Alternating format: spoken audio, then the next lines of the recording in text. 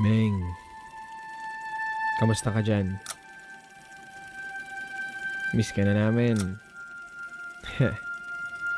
Alam namin, nakakaramdam ka rin ng lungkot dyan. At namimiss mo rin kami. Miss na namin yung mga tawa mo. Hindi naman kasi tayo sanay na magkakaiwa-hiwalay. Pero, bilib na bilib ako sa tapang mo.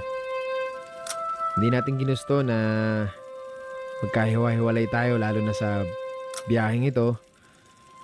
Pero sabi ko nga, lahat na nangyayari may dahilan. At siguro, may mas magandang rason ang nasa itaas kung bakit nangyari ito. Nakakalungkot lang, malay mo magka-light na rin tayo. Bakit naman? Malay mo may ibang asawa na kayo, ganun. May ibang asawa? Hindi. Wala pang asawa. Wala pang asawa, may iba agad.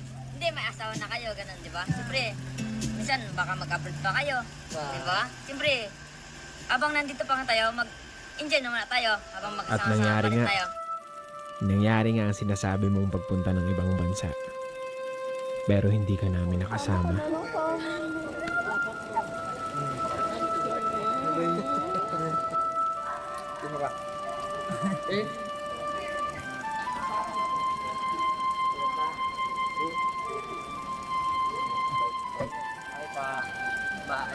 I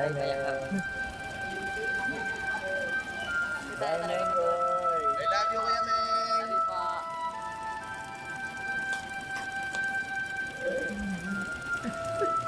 Let's go, let's go.